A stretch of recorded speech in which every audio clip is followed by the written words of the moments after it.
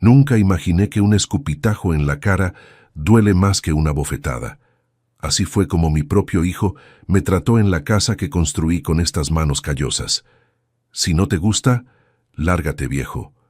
Palabras que aún resuenan en mi cabeza todas las santas noches antes de dormir. Mi nombre es Octavio Díaz, tengo 77 años.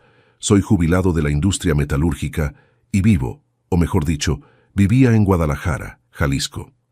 Trabajé por más de 4 décadas en la misma empresa, Fundiciones del Bajío, donde comencé como ayudante y terminé como supervisor de mantenimiento. Conocí cada máquina de esa fábrica como quien conoce a sus propios hijos. Ironía, ¿verdad? Porque a mi propio hijo ese sí acabé no conociéndolo bien. Si te está gustando esta historia, dale like y suscríbete al canal.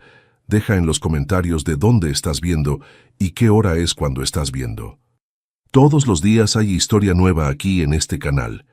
Y mira, esta es de esas que contamos con el corazón apretado, pero que necesita ser contada para servir de ejemplo. Vengo del interior de Jalisco, por los lados de Tepatitlán, pero fue en Guadalajara donde construí mi vida. Llegué acá en 1968 con una mano adelante y otra atrás, como se dice.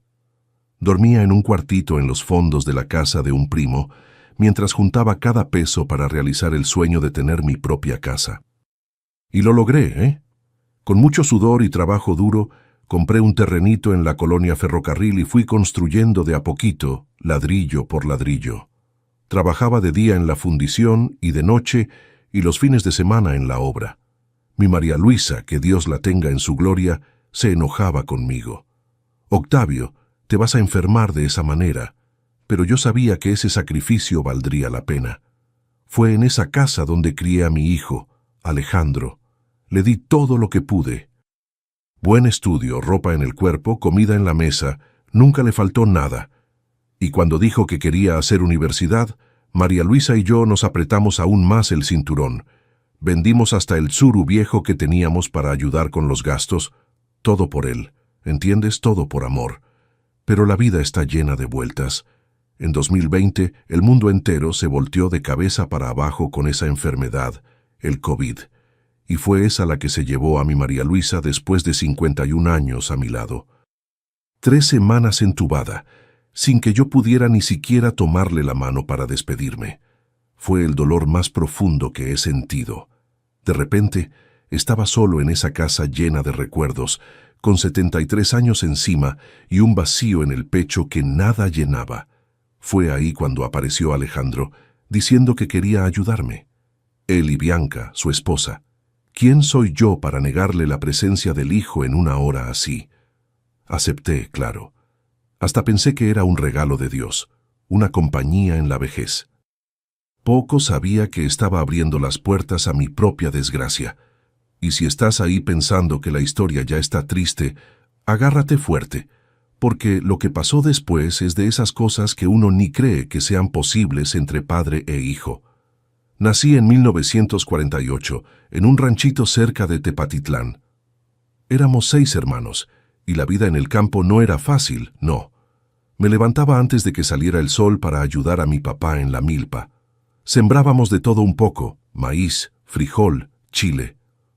La escuela quedaba a casi 6 kilómetros de la casa, e iba a pie, con lluvia o con sol.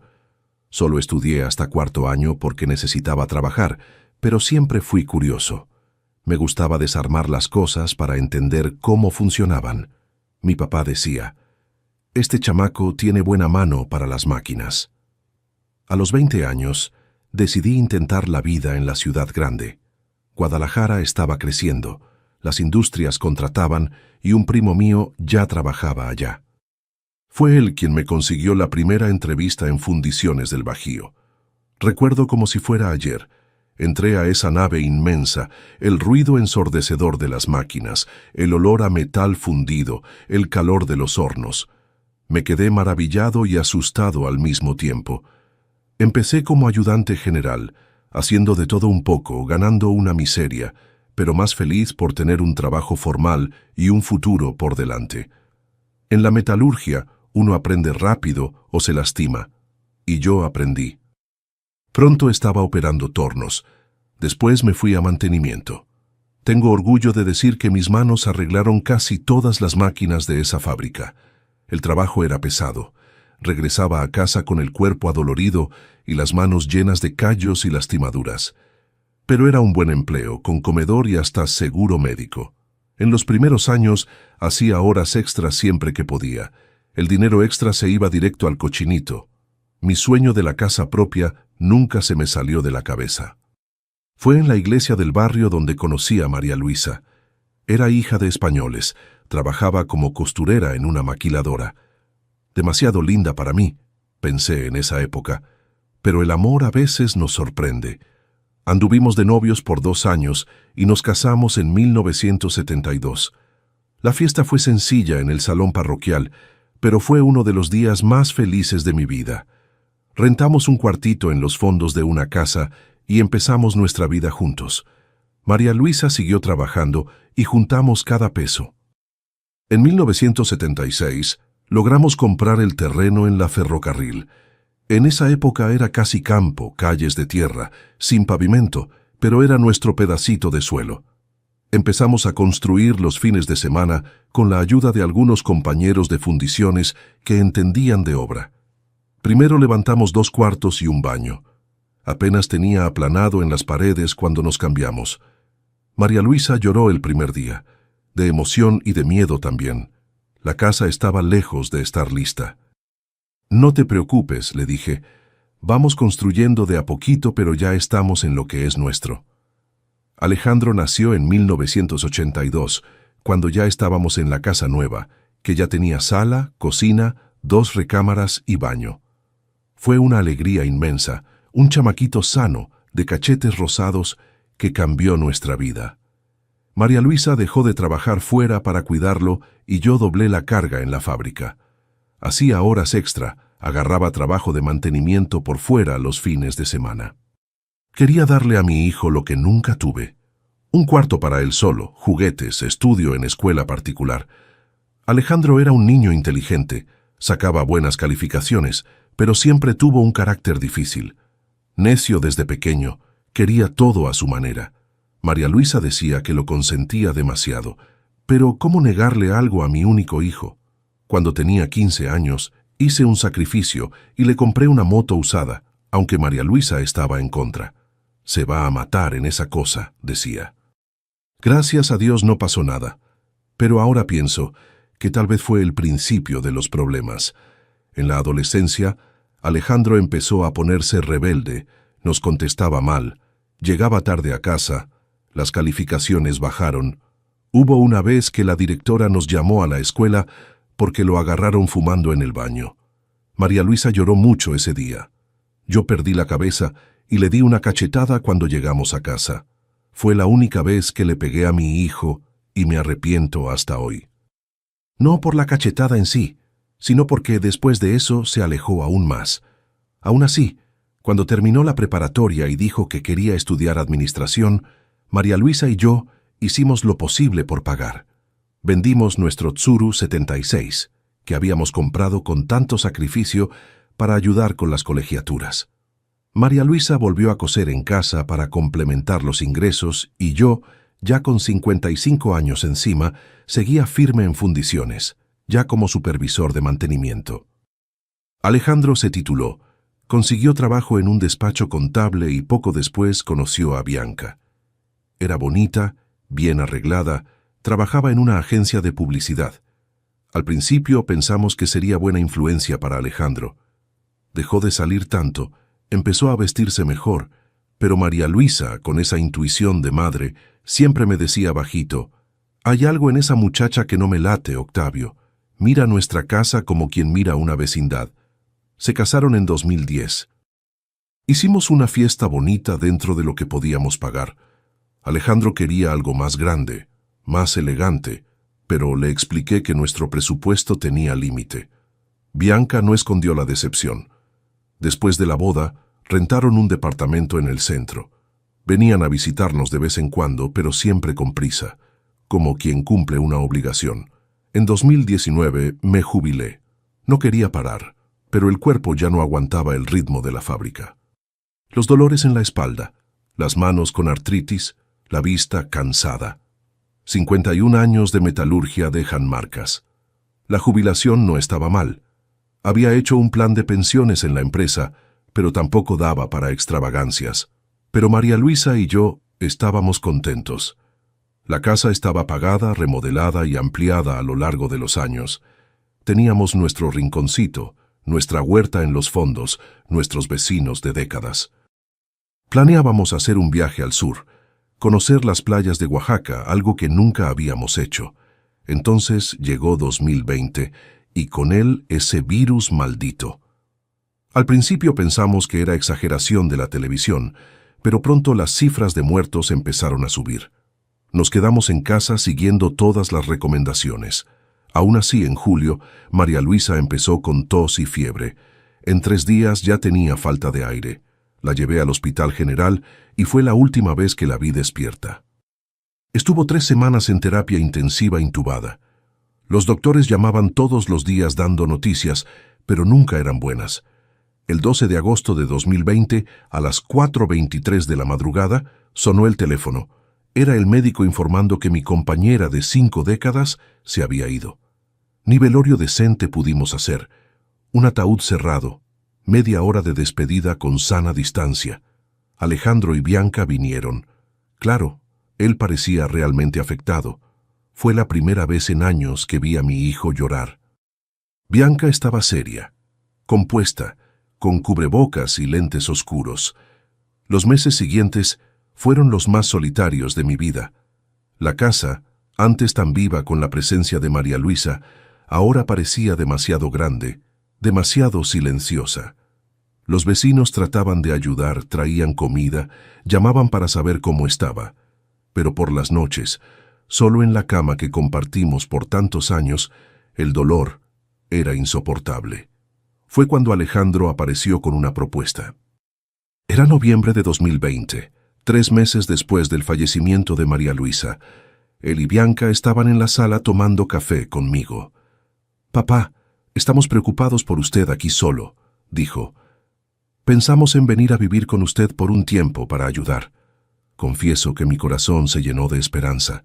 Tener a mi hijo cerca otra vez, tal vez hasta darme nietos algún día, sería un consuelo en la vejez.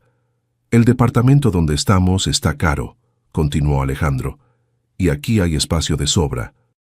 Sería bueno para todos». Bianca sonrió, pero era una sonrisa que no llegaba a los ojos. Aún así, acepté de inmediato. Se mudarían a fin de mes. «Solo necesitamos hacer algunos ajustes en la casa», dijo Bianca, mirando alrededor con aire crítico. «Esta decoración está muy anticuada». No me gustó el comentario. Eran cosas que María Luisa y yo habíamos escogido juntos a lo largo de décadas, pero me tragué las palabras. Al final venían a ayudarme, ¿no? Poco sabía que ese sería el principio del fin de la paz en la casa que construí con tanto sacrificio y que en pocos meses escucharía las palabras más dolorosas de mi vida.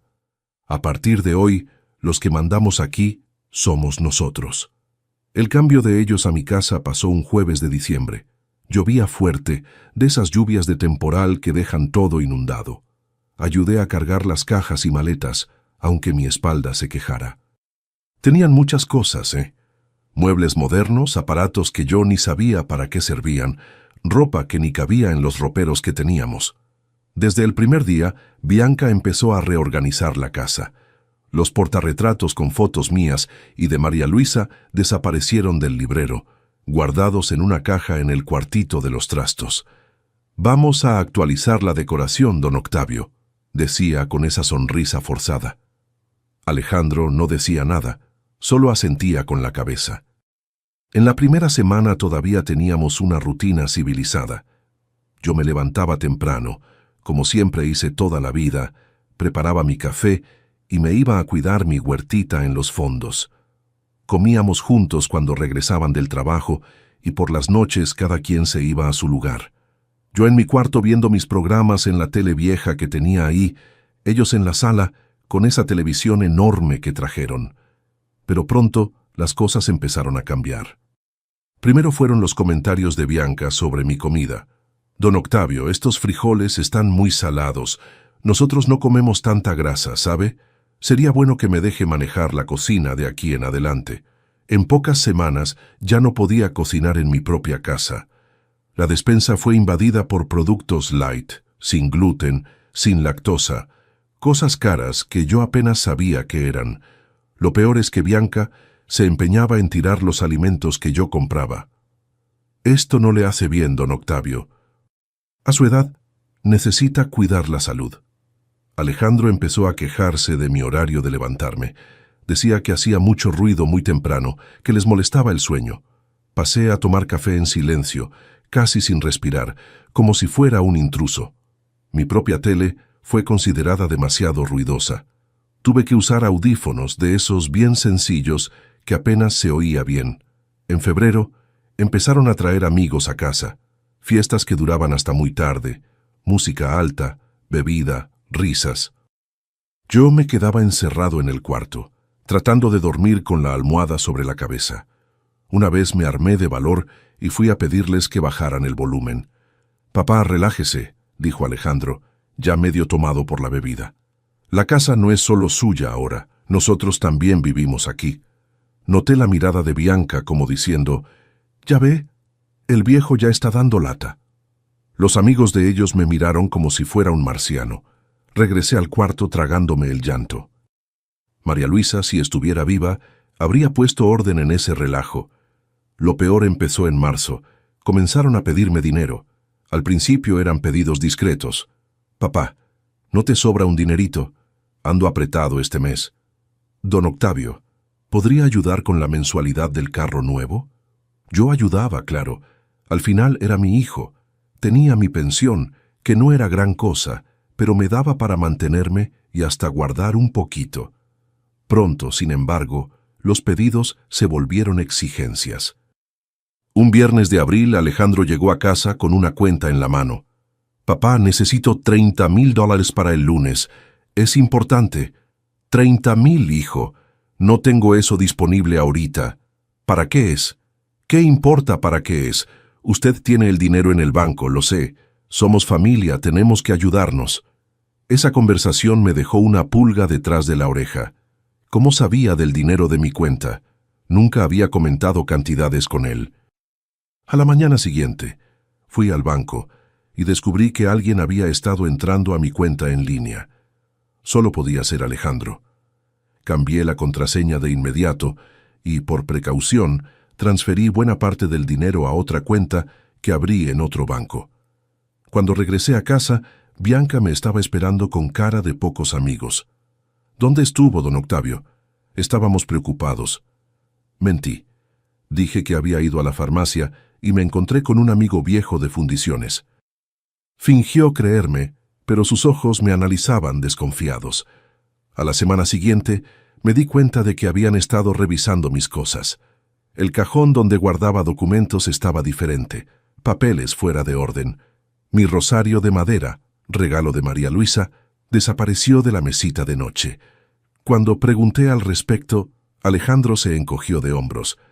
«Se le habrá perdido, papá. Usted anda muy olvidadizo». Fue ahí cuando empecé a esconder mis documentos importantes. Llevé la escritura de la casa, mis documentos personales y unos ahorros en efectivo a la casa de don Anselmo, mi vecino de décadas y amigo fiel. Él se dio cuenta de que algo andaba mal. «Octavio, ¿qué está pasando? Te veo decaído». Me desahogué con él. Le conté sobre los cambios, las fiestas, el dinero, el comportamiento cada vez más hostil de Alejandro y Bianca. Don Anselmo movió la cabeza preocupado. «Esto no está bien, Octavio. Es tu casa. Necesitas imponer respeto». «Lo sé, Anselmo, pero es mi hijo. ¿Cómo voy a echar a mi propio hijo?» Regresé a casa decidido a tener una conversación seria con ellos. Encontré a Alejandro y Bianca en la sala, viendo catálogos de muebles. «Alejandro, Bianca, necesitamos hablar». Empecé tratando de mantener la voz firme. «Ahorita no, papá, estamos ocupados», me cortó Alejandro, sin ni siquiera levantar los ojos. «Es importante, hijo.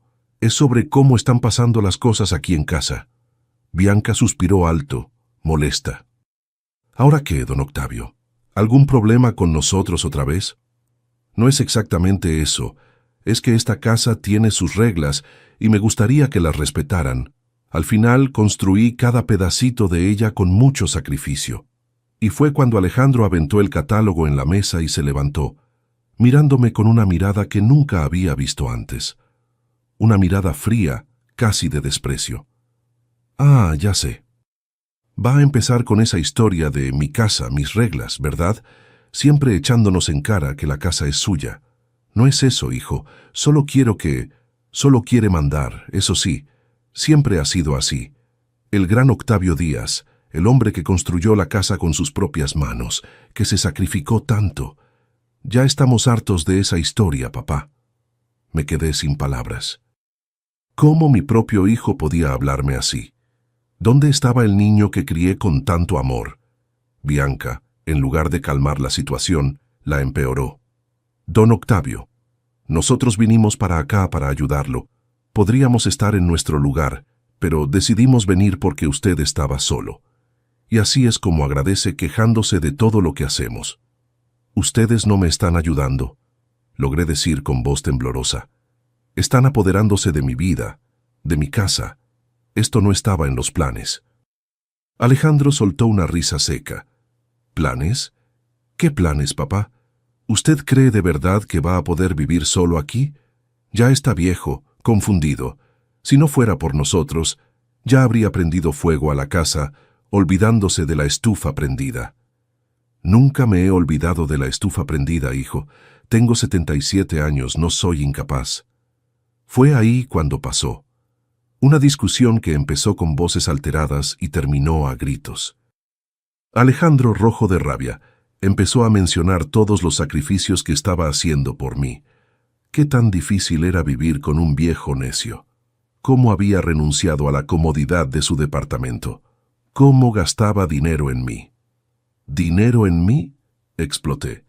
Ustedes solo me piden dinero. Ya los agarré revisando mi cuenta bancaria. Eso es delito, ¿sabían? La cara de Alejandro se transformó en una máscara de odio. Se acercó a mí, el dedo apuntando a mi cara. ¿Está llamando ladrón a su propio hijo? ¿Eso? ¿Después de todo lo que estamos haciendo? No, hijo. Solo estoy diciendo que...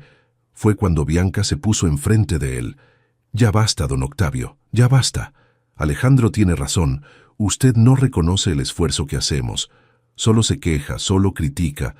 Si está tan infeliz con nosotros aquí, ¿por qué no se va? Eso me tomó por sorpresa, irme de mi propia casa. Los dos se miraron y vi algo que me heló la sangre. Un acuerdo silencioso. Un plan que ya existía desde hace tiempo. Alejandro se acercó más, la voz ahora baja y amenazante. Sí, papá, ¿por qué no se va? Váyase a vivir con algún amigo, a un asilo, qué sé yo. Aquí ya no está funcionando. Pero esta casa es mía, hijo. La construí con mis propias manos. Su nombre ni siquiera está en la escritura. Fue entonces cuando dijo aquello que nunca voy a olvidar, las palabras más dolorosas que he escuchado en la vida. A partir de hoy, los que mandamos aquí somos nosotros. Si no te gusta, lárgate, viejo. Y antes de que pudiera responder, hizo algo impensable. Me escupió en la cara un escupitajo cargado de desprecio, de años de resentimiento que yo ni sabía que existían. El escupitajo me escurrió por la mejilla, mezclándose con las lágrimas que ya empezaban a caer. Bianca no mostró ningún shock, por el contrario, sonrió. Una sonrisa fría que me hizo darme cuenta de que los dos estaban completamente de acuerdo en aquello. No respondí. No habría podido aunque hubiera querido. El nudo en mi garganta era demasiado grande, el dolor en el pecho sofocante. Me limpié despacio la cara con la manga de la camisa, me di la vuelta y me fui al cuarto. Pasé horas sentado en la cama, mirando la nada, mientras escuchaba a los dos en la sala discutiendo qué harían conmigo.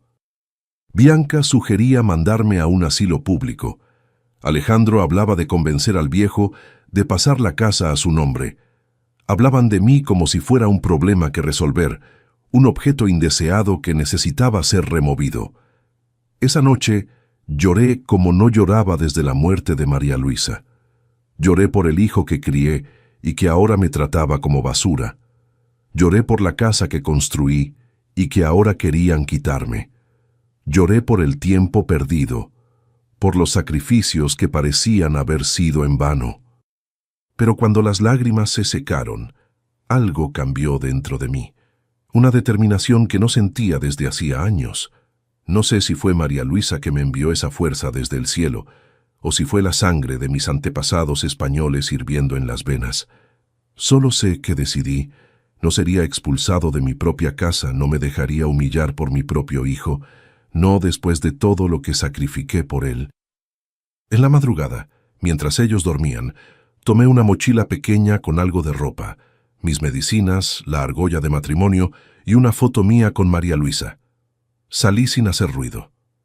Tomé un taxi en la avenida principal, un lujo para quien siempre economizó, pero necesario en ese momento. ¿A dónde, don Octavio?, preguntó el chófer que me conocía de vista del barrio. Al centro de la ciudad. Necesito resolver unas cosas urgentes.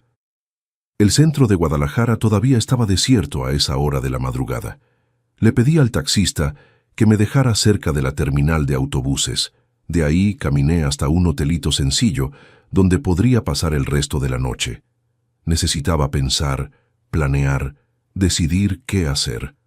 Acostado en esa cama desconocida, viendo el techo descascarado, tomé mi decisión. No sería la víctima en esta historia. No dejaría que la falta de respeto de mi hijo quedara impune. Por primera vez en la vida sería implacable. Tan pronto como amaneció, llamé a don Anselmo. Le expliqué rápidamente lo que había pasado y le pedí que no le contara a nadie, especialmente a Alejandro, dónde estaba. Después hice otra llamada al licenciado Mauricio, un abogado hijo de un viejo compañero de fundiciones.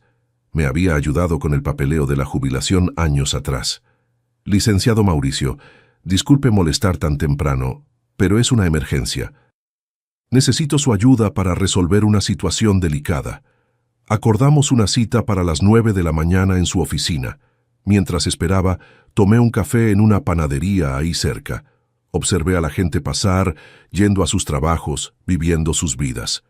¿Cómo habría sido la vida de Alejandro si yo hubiera sido más firme? Si le hubiera enseñado mejor el valor del respeto, de la gratitud. ¿En qué me equivoqué tanto? En la oficina del licenciado Mauricio conté toda la historia. No omití nada, ni siquiera la parte vergonzosa del escupitajo. El abogado escuchó atentamente, tomando notas, el rostro cada vez más serio. Don Octavio, lo que pasó es gravísimo. Tenemos varios problemas aquí: tentativa de apropiación indebida, acoso moral contra adulto mayor, posible violencia psicológica. Podemos tomar medidas legales serias. ¿Qué sugiere, licenciado? Primero vamos a garantizar la seguridad de su propiedad. La casa está a su nombre, ¿correcto? Sí, solo al mío. Nunca transferí ni una parte al nombre de Alejandro. Perfecto. Vamos a tramitar inmediatamente una acción de recuperación de posesión. Como usted tiene la escritura y no hay ningún documento cediendo el inmueble, tenemos base legal sólida. Pasé el resto de la mañana en la oficina firmando papeles, explicando detalles, recordando momentos dolorosos. El licenciado Mauricio trabajó rápido. Para el mediodía ya teníamos una orden judicial emergencial. Dado el contexto de vulnerabilidad por mi edad, la recuperación de posesión se cumpliría al día siguiente.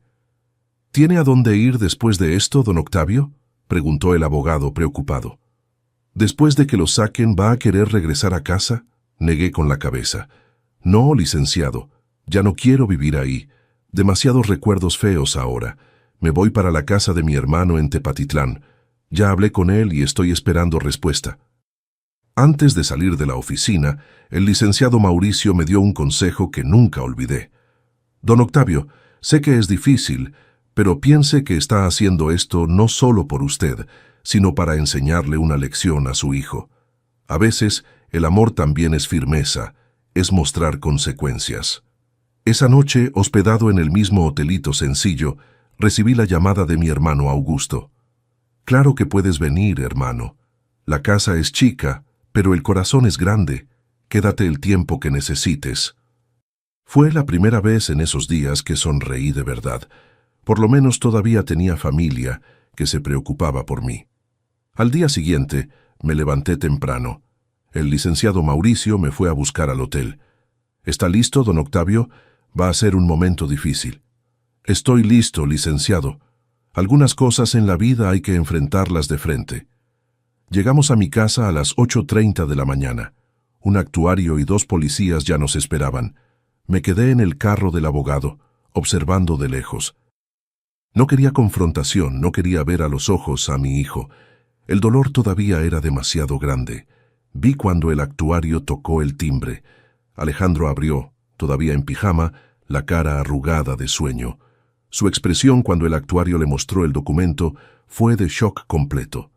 Después llegó Bianca gritando, gesticulando, tratando de impedir la entrada. Los policías intervinieron, explicando que la orden era legal y que tenían 2 horas para sacar sus pertenencias personales. Nada que fuera originalmente de la casa podía llevarse. Muebles, electrodomésticos, nada de lo que había sido comprado por mí. Desde el carro, vi toda la escena desarrollarse como una película. Alejandro gritando, Bianca llorando, los vecinos saliendo a ver qué pasaba. Don Anselmo estaba ahí también, con los brazos cruzados, viendo todo con expresión severa. En determinado momento, vi a Alejandro mirando alrededor, buscando a alguien. Buscándome, me di cuenta. Me hundí en el asiento del carro para no ser visto. No estaba listo para esa confrontación. 2 horas después, salieron cargando algunas maletas y cajas. Las pertenencias de ellos que no cupieron en el carro fueron dejadas en la banqueta bajo la supervisión del actuario. Alejandro parecía desorientado, como si no creyera lo que estaba pasando. Bianca lloraba, pero no de tristeza, de coraje. Me di cuenta por la forma como azotó la puerta del carro. Cuando finalmente se fueron, el licenciado Mauricio preguntó: ¿Quiere entrar y revisar la casa, don Octavio? No, licenciado, ya no quiero volver ahí adentro. ¿Puede hacerlo usted por mí? Ver si está todo en orden, cerrar bien puertas y ventanas. Mientras el abogado revisaba la casa, sonó mi celular. Era Alejandro. Dudé, pero contesté: «Papá». Su voz estaba entre rabia y shock. «¿Qué hizo? ¿Cómo puede hacernos esto?». Respiré hondo antes de responder. Necesitaba ser firme, pero no quería bajar al nivel de ofensas. «Alejandro, tú me preguntaste ayer quién mandaba en la casa. La respuesta es yo. Siempre fue así. Siempre será. La casa es mía. La construí con mi sudor y nadie me va a sacar de ahí». «Pero papá, ¿dónde vamos a vivir ahora? Nos echó a la calle». «Tú no sabes lo que es perder un padre». Mi voz falló por un instante, pero continué. «Hoy vas a saber lo que es perder el techo». Hubo un silencio del otro lado de la línea. Que entonces la voz de Alejandro, ahora diferente, casi suplicante: «Papá, vamos a platicar. Fue un malentendido. Podemos resolverlo». «Ya no hay nada que platicar, Alejandro. Tú tomaste tu decisión ayer cuando me escupiste en la cara. Ahora estás viviendo las consecuencias». Colgué sin esperar respuesta. El celular sonó varias veces después de eso, pero ya no contesté más. Unas horas después, lo apagué definitivamente. Cuando el licenciado Mauricio regresó, confirmó que la casa estaba segura. «Rompieron algunas cosas, don Octavio. Parece que fue de coraje cuando supieron del desalojo. Una televisión, algunos portarretratos. ¿Quiere levantar denuncia por daños?» «No, licenciado. Solo quiero cerrar este capítulo de mi vida. Puede dejar la casa cerrada». Después decidimos qué hacer con ella. Esa misma tarde tomé un camión para Tepatitlán. Mientras veía Guadalajara quedarse atrás por la ventana, sentí una mezcla de tristeza y alivio. Estaba dejando atrás no solo mi casa, sino también al hijo que crié con tanto amor y que se reveló como un extraño para mí. Los próximos días serían de adaptación, de sanación, de nuevo comienzo. A los 77 años estaba otra vez empezando de cero en la vida, pero esta vez por lo menos tenía la certeza de que no había permitido que pisotearan mi dignidad, ni siquiera mi propio hijo. Llegué a la casa de mi hermano Augusto ya al final de la tarde. Tepatitlán no había cambiado tanto como Guadalajara. Todavía guardaba ese aire de pueblo, más tranquilo, con los cerros al fondo y el aire más puro. Augusto me esperaba en el portón, los cabellos tan blancos como los míos, el cuerpo marcado por el mismo tipo de trabajo duro que hice toda la vida, pero los ojos todavía tenían ese brillo juguetón que yo conocía desde niño. «Hermano», me abrazó fuerte, «bienvenido a tu nueva casa». Su casita era sencilla, pero acogedora. 2 cervezas frías nos esperaban en la mesa de la cocina, como en los viejos tiempos cuando éramos jóvenes. «¿Y Marcia?», pregunté por mi cuñada. «Está en casa de la hija en León. Regresa pasado mañana. Mandó decir que ya está arreglando el cuarto de visitas para que estés cómodo».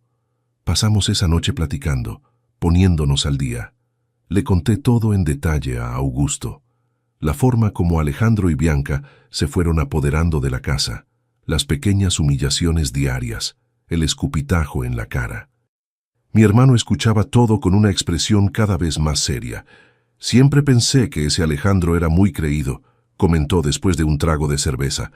«Desde chamaco cuando venía acá con ustedes. ¿Te acuerdas que una vez rompió ese florero antiguo de Marcia y le echó la culpa al perro?» Me acordaba. Era una de las muchas señales que ignoré a lo largo de los años, siempre disculpando su comportamiento, siempre pensando que era la edad o que yo necesitaba dar más amor, más regalos, más oportunidades. Ahora veía qué tan ciego había estado. Al día siguiente recibí una llamada del licenciado Mauricio. «Don Octavio, solo para informarle que su hijo metió un recurso para contestar la recuperación de posesión. Alega que tiene derecho a la casa porque es su hijo único y usted lo abandonó». «¿Abandoné? Pero licenciado, ellos fueron los que me echaron». «Lo sé, don Octavio, es una estrategia jurídica desesperada. No se preocupe, no tiene fundamento legal. La propiedad está a su nombre. Usted no firmó ningún documento de donación o transferencia. No tienen caso». Aún así me quedé preocupado. ¿Y si Alejandro conseguía un abogado más listo? ¿Y si inventaba historias? ¿Decía que yo estaba senil, incapaz de tomar decisiones? Ya había oído casos así de hijos que lograban declarar incapaces a los papás mayores para quedarse con sus bienes. Mi preocupación aumentó cuando, 3 días después, recibí otra llamada del licenciado Mauricio. «Don Octavio, su hijo está ampliando las acusaciones. Ahora alega que usted no está en condiciones mentales para manejar sus bienes, que tiene señales de demencia. Está intentando un proceso de interdicción». «¿Interdicción? Pero eso es absurdo. Estoy perfectamente lúcido». «Lo sé, pero necesitamos prepararnos. Sería bueno que usted se hiciera una evaluación médica completa con neurólogo geriatra. Mientras más documentación tengamos probando su sanidad, mejor». Pasé la semana siguiente yendo a médicos en Tepatitlán. Exámenes de sangre, pruebas cognitivas, evaluaciones psicológicas, todo para probar lo obvio, que estaba en pleno control de mis facultades mentales, perfectamente capaz de tomar mis propias decisiones. Mientras tanto, Alejandro intensificaba su campaña. Descubrí por don Anselmo que mi hijo estaba regando por el barrio que yo había perdido el juicio después de la muerte de María Luisa, que estaba confundido, agresivo, que ellos solo estaban tratando de ayudarme. Algunos vecinos más nuevos que no me conocían bien le creyeron. Los más antiguos que sabían quién era yo de verdad se pusieron de mi lado. La situación empeoró cuando, 2 semanas después de la recuperación de posesión, recibí una citación judicial. Alejandro me estaba demandando no solo por la casa, sino por daños morales y materiales, alegando que yo había causado estrés emocional severo a él y a su esposa, además de perjuicios económicos por tener que rentar deprisa un lugar para vivir. «Esto es el colmo», exclamé por teléfono con el licenciado Mauricio. «Después de todo lo que hice por él, de todo lo que él me hizo, ¿todavía me quiere demandar?» «Cálmese, don Octavio. Es una táctica para presionarlo a hacer un arreglo. Creen que usted va a ceder por miedo al proceso, a la exposición, al desgaste». «¿Y qué hacemos ahora, licenciado? ¿Vamos a contraatacar?» ¿Usted tiene pruebas del acoso moral que sufrió? ¿Testigos? ¿Algo que compruebe la tentativa de ellos de apoderarse de sus bienes? Fue entonces cuando me acordé de algo que había hecho casi por instinto, sin pensar mucho, en los días en que las cosas empezaron a ponerse realmente feas allá en casa. Una pequeña grabadora de voz, de esas que usaba en fundiciones para registrar instrucciones técnicas. Había comprado una nueva, digital, pequeña, fácil de esconder. En las últimas semanas antes de la expulsión, empecé a grabar algunas de nuestras conversaciones.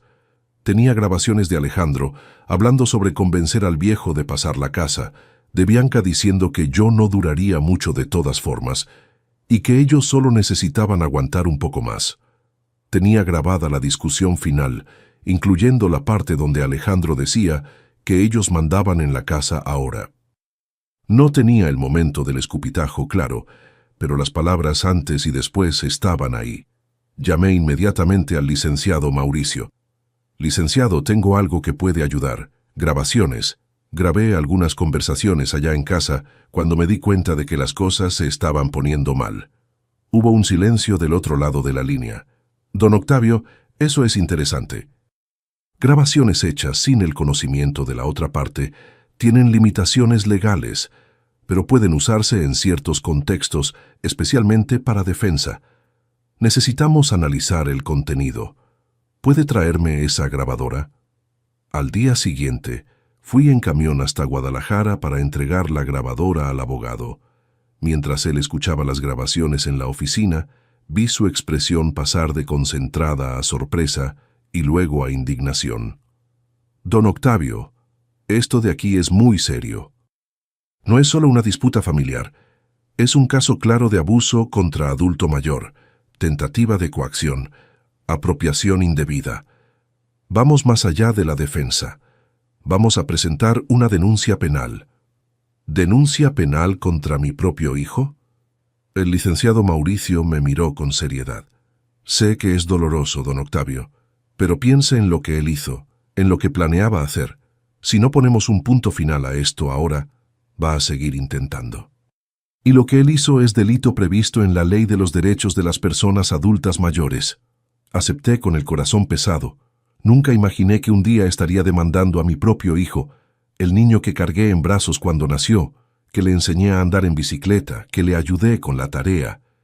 En los días que siguieron, el licenciado Mauricio armó nuestra estrategia.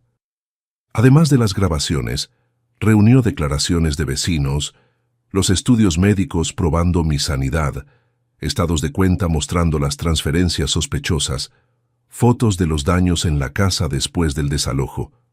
Armó un caso sólido, no solo de defensa contra las acusaciones de Alejandro, sino de contraataque. El abogado también sugirió algo en lo que no había pensado, una orden de restricción. Con base en las amenazas y el historial de comportamiento agresivo, podemos solicitar que su hijo tenga prohibido acercarse a usted, intentar contacto. Estuve de acuerdo, no porque tuviera miedo físico de Alejandro, sino porque necesitaba paz para recuperarme emocionalmente. La primera audiencia fue programada para julio. Estaba nervioso, no dormía bien pensando en eso. ¿Y si el juez no me creía?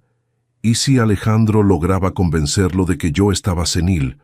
Augusto notaba mi angustia e intentaba distraerme, llevándome a pescar, a jugar dominó con sus amigos, a las fiestas en la comunidad. Una semana antes de la audiencia, recibí una llamada inesperada. Era Bianca. Don Octavio. Su voz sonaba diferente, casi humilde. Necesitamos platicar. Esta situación se está saliendo de control. ¿Qué quieres, Bianca? Un arreglo. Alejandro está muy alterado, muy nervioso. Estamos gastando mucho con abogado, con renta. Tal vez podamos resolver esto de otra forma. Entonces era eso. Estaban sin dinero, se dieron cuenta de que el proceso no sería fácil y ahora querían negociar. Le pedí que hablara con mi abogado y colgué. Ya no confiaba en ellos, no quería plática directa. El licenciado Mauricio me llamó horas después. Don Octavio, están proponiendo un arreglo. Desisten de todas las acciones si usted hace lo mismo y si usted cede el 30% de la casa a Alejandro. ¿30% de mi casa después de todo lo que hicieron? Es lo que están proponiendo. Obviamente recomiendo rechazar. Nuestro caso es fuerte, especialmente con las grabaciones, pero la decisión es suya. No necesité pensar mucho. Rechace, licenciado. No voy a premiar la falta de respeto, la codicia. Vamos hasta el final. El día de la audiencia, regresé a Guadalajara con un nudo en el estómago. El juzgado era un edificio imponente en el centro de la ciudad. Augusto vino conmigo para darme apoyo moral. En la entrada vi a Alejandro y Bianca, de traje y vestido formal, con un abogado joven que parecía nervioso. Alejandro trató de acercarse, pero el actuario intervino, recordando la orden de restricción.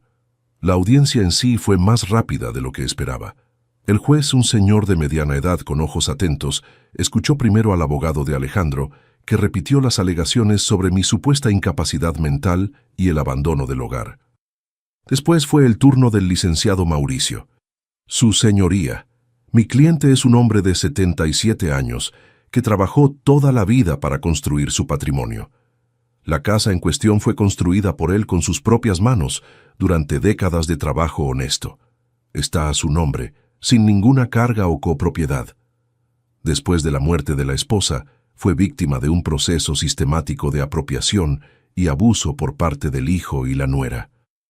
El abogado entonces presentó las pruebas, los estudios médicos, las declaraciones de los vecinos y, por último, las grabaciones. Cuando el audio empezó a sonar en el tribunal, vi la cara de Alejandro palidecer. Su voz clara hablando de deshacerse del viejo, de quedarse con la casa, de los que mandamos aquí somos nosotros. La voz de Bianca calculando cuánto tiempo yo todavía duraría. Era todo muy incriminador. El juez escuchó todo con expresión grave. Cuando el audio terminó, miró directamente a Alejandro y Bianca, después a mí y entonces anunció: dadas las evidencias presentadas, está clara la tentativa de coacción y abuso contra la persona adulta mayor.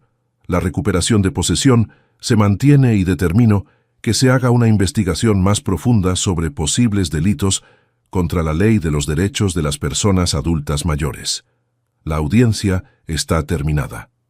Fue una victoria completa. Al salir del juzgado, vi a Alejandro discutiendo con su abogado, a Bianca llorando. Por un momento nuestras miradas se cruzaron. Vi algo en sus ojos que nunca había visto antes. No rabia, no desafío, sino vergüenza. Tal vez, finalmente, había entendido lo que había hecho. Al día siguiente, recibí la noticia de que Alejandro y Bianca habían desistido de todas las acciones judiciales. El licenciado Mauricio me explicó que probablemente se dieron cuenta de que no tenían oportunidad y que continuando solo empeorarían su situación legal. ¿Y qué pasa con nuestra denuncia penal, licenciado? ¿Vamos a continuar? Hubo un momento de silencio. La decisión es suya, don Octavio. Tenemos un caso fuerte. Su hijo y su nuera pueden enfrentar consecuencias serias, hasta prisión en caso extremo. Pensé en María Luisa, en lo que ella diría. Pensé en el niñito que cargué en brazos cuando nació. Pensé en el escupitajo, en la traición, en el dolor. No, licenciado, no vamos a continuar con la denuncia penal. Ya perdieron la casa, ya pasaron por la humillación pública. Tal vez eso sea lección suficiente. El abogado asintió respetando mi decisión. ¿Y qué pasa con la casa, don Octavio? ¿Qué piensa hacer con ella? No había pensado mucho en eso. La casa representaba una vida de trabajo, pero ahora también cargaba recuerdos dolorosos. Voy a vender, licenciado. Usar el dinero para empezar de nuevo. Tal vez comprar algo más pequeño en Tepatitlán, cerca de mi hermano. Buena decisión. Puedo ayudarle con el papeleo de la venta si quiere. Acepté la oferta y en las semanas siguientes empezó el proceso de venta. La casa fue avaluada en un valor muy bueno. Guadalajara había crecido y la colonia Ferrocarril, antes alejada, ahora era valorizada. Alejandro trató de llamarme varias veces durante ese periodo. No contesté. También mandó mensajes, cartas, hasta trató de hablar con Augusto. Decía que estaba arrepentido, que había cometido el mayor error de su vida, que quería mi perdón. Tal vez fuera sincero, tal vez solo estuviera desesperado por dinero. Ya no importaba. Un mes después de la audiencia, recibí la noticia de que Alejandro y Bianca se habían separado. Por lo que supe, a través de conocidos, ella lo culpaba por la pérdida de la casa, por el proceso, por todo lo que había pasado. En una pelea final, le habría dicho que se casó con un heredero, no con un perdedor sin techo. Irónico cómo da vueltas la vida. La casa se vendió en septiembre a una familia joven con 2 hijos pequeños. Me gustó saber que esas paredes verían niños crecer, risas, amor familiar, cosas que faltaron en los últimos tiempos que pasé ahí. El dinero de la venta fue más que suficiente para comprar una casa más pequeña en Tepatitlán, no muy lejos de Augusto, y todavía sobró una buena cantidad que invertí para garantizar una vejez tranquila. La mañana de la mudanza a mi nueva casa, recibí una llamada del licenciado Mauricio. «Don Octavio, tengo una información que pensé que debería saber. Su hijo está tratando de internarse en una clínica de rehabilitación. Parece que empezó a tomar mucho después de la separación. Perdió el trabajo. Sentí un apretón en el pecho. A pesar de todo, era mi hijo». «¿Tiene con qué pagar eso, licenciado?» «Aparentemente no. Está prácticamente en la calle, según me informaron». Me quedé en silencio pensando. El licenciado Mauricio continuó. «Sé que no tengo derecho de sugerir esto después de todo lo que él le hizo, pero tal vez una ayuda para la rehabilitación, no para que regrese a su vida, sino para que tenga una oportunidad de arreglar la suya». Agradecí la información y dije que pensaría en el asunto. Después de colgar, me quedé horas sentado en la terraza de mi nueva casa, viendo los cerros de Tepatitlán, pensando en la vida, en las decisiones, en las consecuencias. Al día siguiente, hice una transferencia anónima a la clínica de rehabilitación, cubriendo 6 meses de tratamiento para Alejandro. No dejé mi nombre, no quise que supiera. No era por él, era por mí, por María Luisa, por el niñito que algún día él fue, y tal vez, solo tal vez, para que algún día entendiera lo que significa realmente ser padre. Ya pasaron casi 5 meses desde aquel día en que vi a mi hijo ser expulsado de la casa que construí con tanto sacrificio.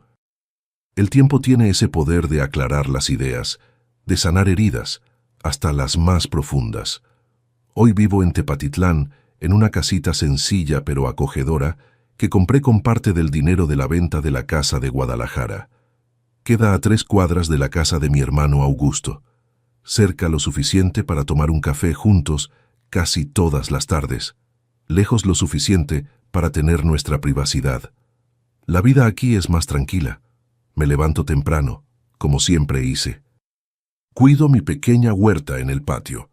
Hago mis caminatas por la mañana. Encontré un grupo de adultos mayores que se reúne en el centro comunitario 3 veces por semana para jugar dominó, contar historias, hacer manualidades. Estoy aprendiendo a tallar madera, algo que siempre quise hacer, pero nunca tuve tiempo cuando trabajaba en la metalurgia.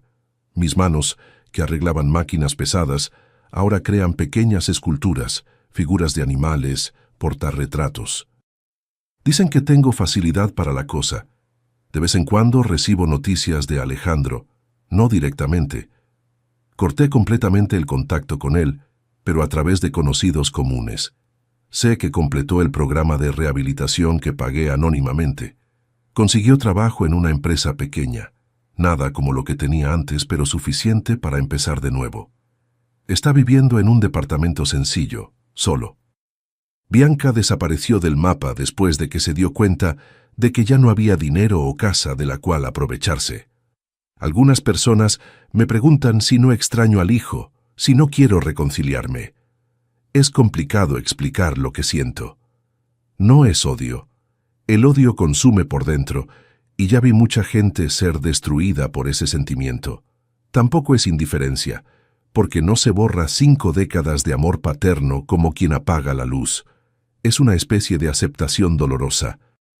Acepté que ese Alejandro que me escupió en la cara no es el niño que crié, o tal vez sí sea, y yo nunca vi quién era realmente.